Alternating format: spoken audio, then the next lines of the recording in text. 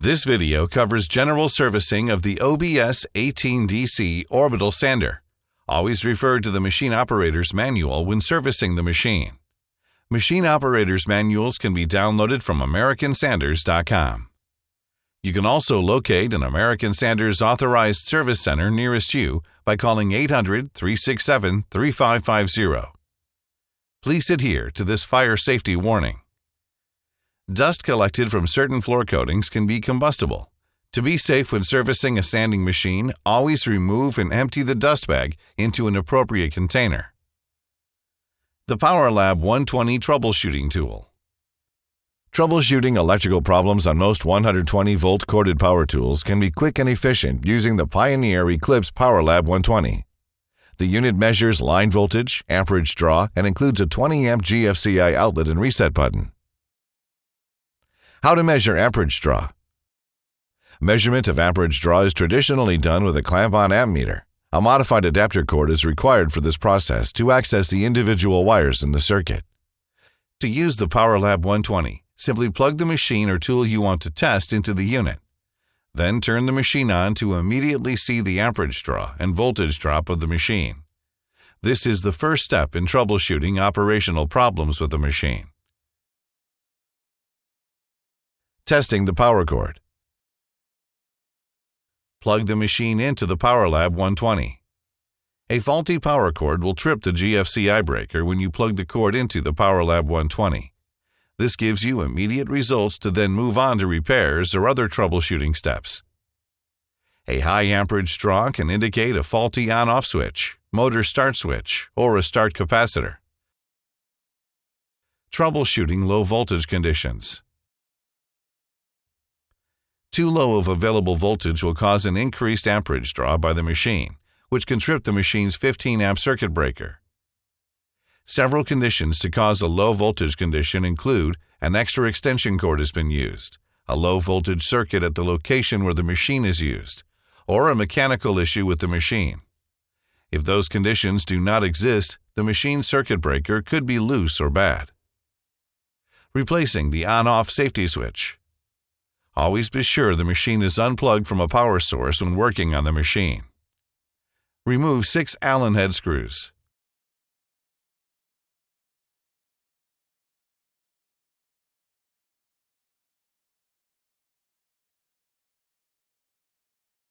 Then remove the front switch cover plate. Then note the location of each of the 4 lead wires and disconnect them from the switch unit. Installing a new switch unit is a reverse process. Connect the 4 lead wires and make sure the wires are not being pinched when you position the switch into the handle. Position the handle cover and reinsert the 6 Allen head screws.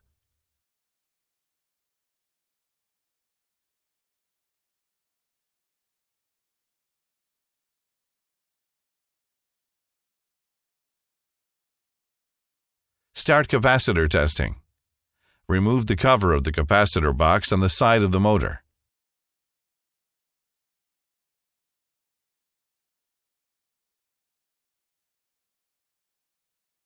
Inside the electrical box is the 15-amp circuit breaker, run capacitor, and start switch. These components make up the start circuit. The start capacitor is only used to start the motor spinning.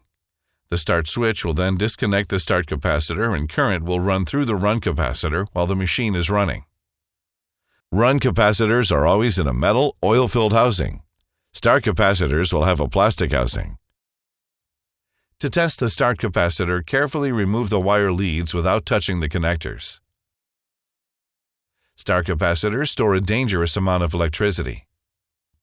Discharge the capacitor immediately using a suitable device such as a small incandescent light bulb with a short lead. If the bulb lights up, there is a charge in the capacitor. Hold the leads on the capacitor until the bulb goes out. Once the bulb goes out, the capacitor is discharged and safe to handle. You can repeat the same discharge process on the run capacitor. Test the capacitors with a meter that measures microfarads. The label on the capacitor will show the range of microfarads for the unit. If the start capacitor is bad, replace it with a new capacitor from American Sanders. If the start capacitor is good, either the start switch or the motor is faulty. Replacing the start switch. Replacement start switches for the OBS-18 come as a kit with a new style start switch along with a new start capacitor that has a microfarads rating matched to the new switch. Installation instructions are included. Disconnect power from the machine and remove the capacitor box cover. Disconnect and remove the start capacitor as described previously.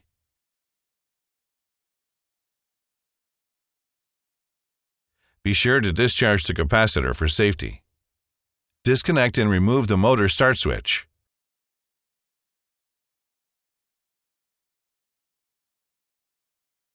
The old-style start switch is mounted with 2 screws that also secure the capacitor box to the motor.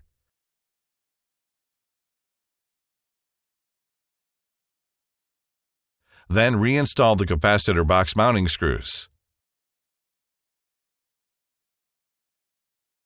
Remove the number 4 yellow jumper wire between the start switch and start capacitor. Disconnect the number 2 white wire that goes to the wire nut from the run capacitor. Connect this number 2 white wire lead to the new start capacitor.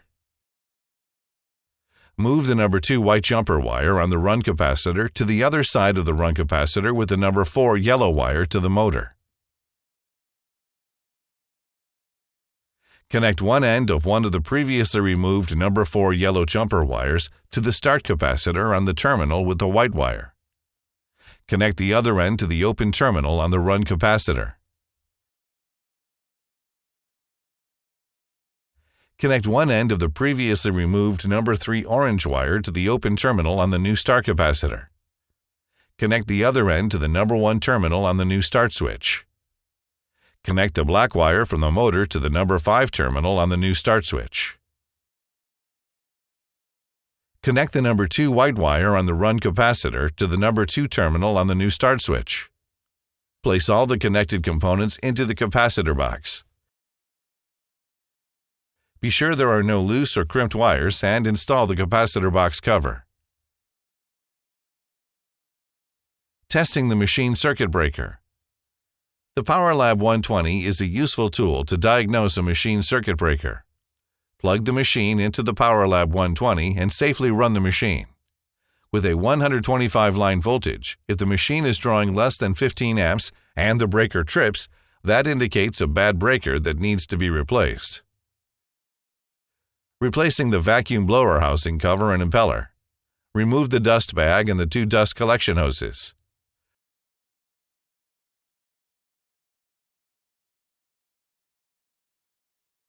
Remove the 4 screws holding the blower housing cover to the base.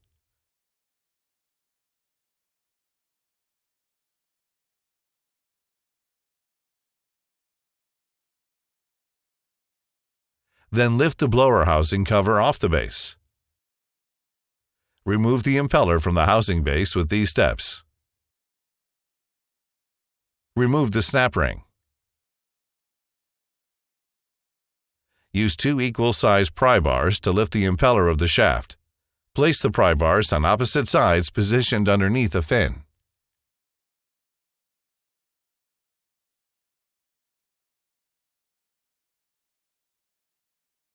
Remove the 3 nuts attaching the blower housing base.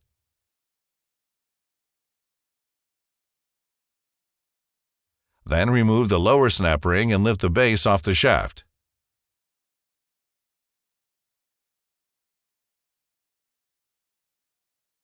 If any of the 3 studs on the motor cover are damaged, the cover can easily be replaced. To remove the motor cover, remove the 3 Allen head screws and lift it straight up.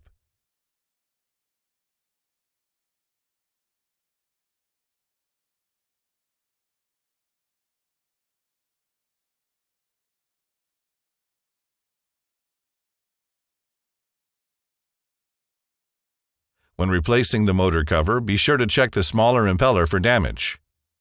Installing the new blower housing. When installing the motor cover, be sure to align the flat face of the cover to the back of the machine. Reinstall the 3 screws and tighten.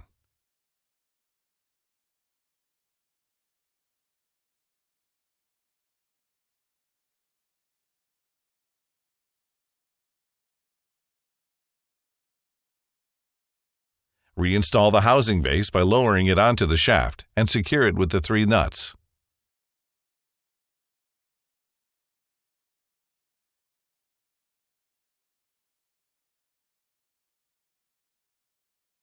The 3 nuts should be snug, do not over-tighten.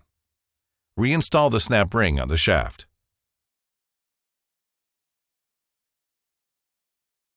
Reinstall the impeller. Be sure to put the locating key in the shaft slot.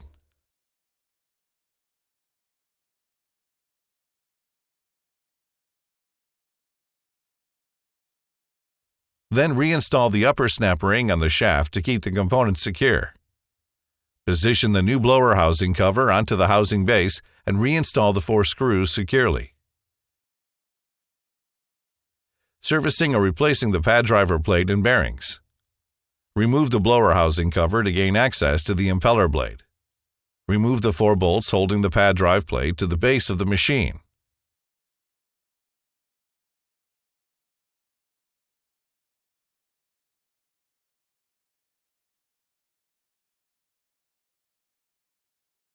Rock the machine back to access the bottom of the pad driver plate.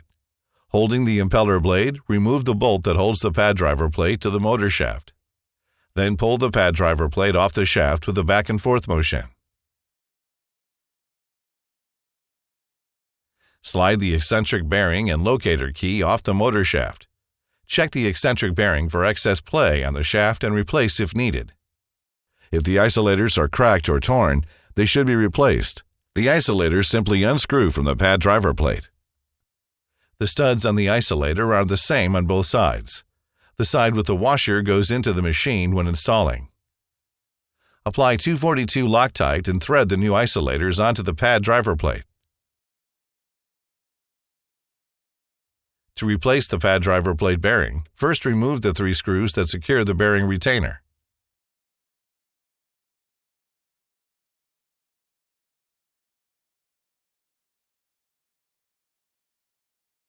Using a suitable arbor press, press the bearing from the driver plate, pressing from the bottom of the plate to the top as shown.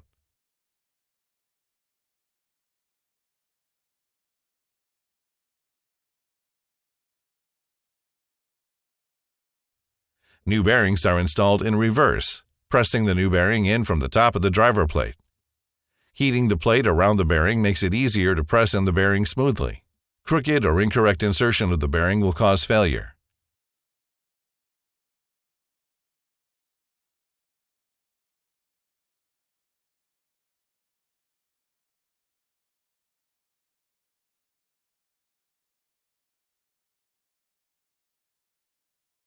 Then attach the bearing retainer with the 3 screws to complete the process.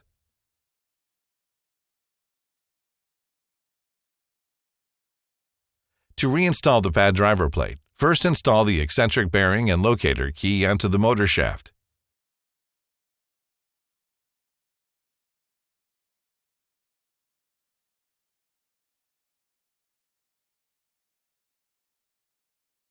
Then install the driver plate by aligning the 4 studs in the driver plate into the matching holes on the machine base, while sliding the plate bearing onto the eccentric bearing.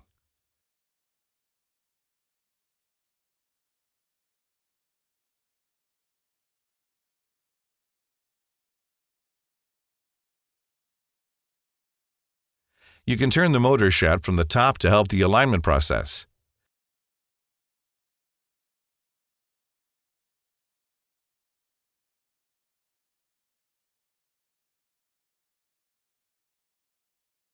Then install the 4 bolts holding the pad driver plate to the machine base. Just snug these to hold the plate in place at this point. Reinstall the washer and bolts securing the pad driver plate to the motor shaft. Be sure to position the alignment hold on the washer with the pin on the eccentric bearing.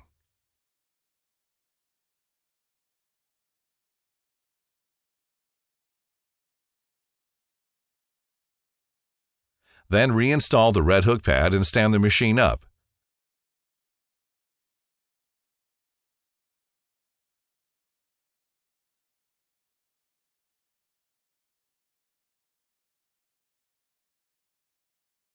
Tighten the 4 bolts to complete the process.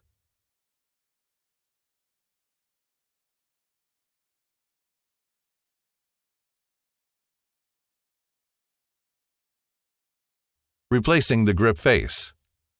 When the texture on the driver plate grip face is not securely hold a red pad, replacement is needed.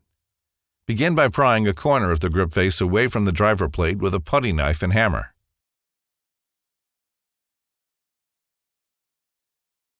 Then grab the grip face with pliers to pull it the rest of the way off the driver plate.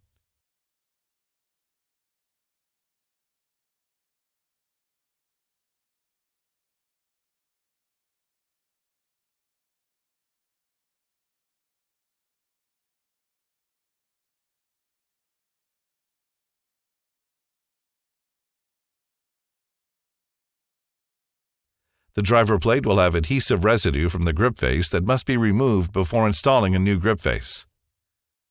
Applying heat is one method to loosen the residue to be scraped off with a blade. A spray-on adhesive remover works well. The bulk of the residue can then be removed with a scraper. Be patient. This process is important and can take some time.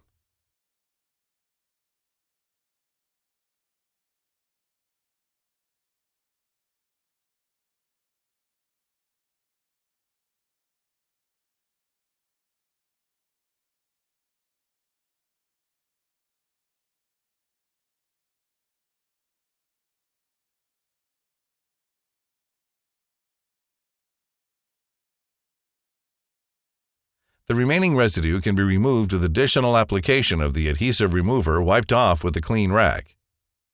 Repeat this cleaning process until you cannot feel any remaining adhesive residue on the driver plate. Apply a new grip face by removing the protective sheet from the adhesive side and carefully positioning the grip face on the driver plate. The adhesive is very strong. Careful alignment is important. Apply pressure on all areas of the grip face to secure it in place.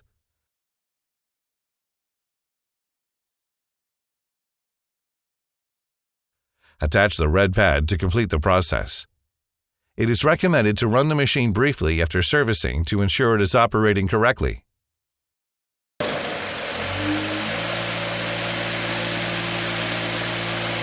For more information, locate an American Sander's authorized service center, or to consult with the American Sander Technical Service Department, call 800-367-3550 or submit a contact form online at americansanders.com.